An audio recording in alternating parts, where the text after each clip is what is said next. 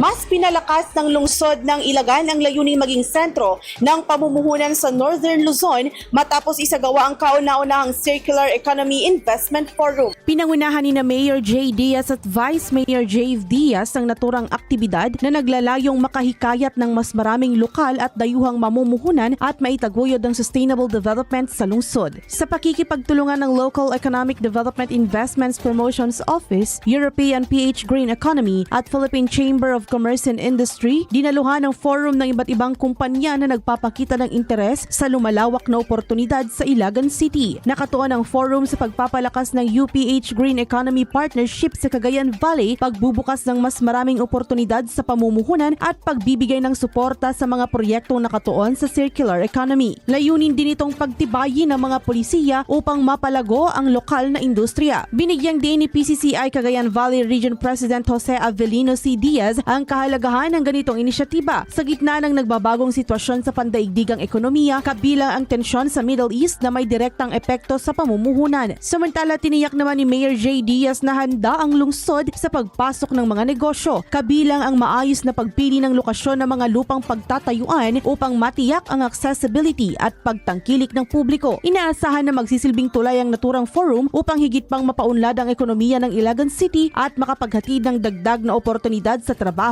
at negosyo sa rehiyon. Para sa UFM News, ako si Idol Showbiz Gagarin, Idol! IFM News.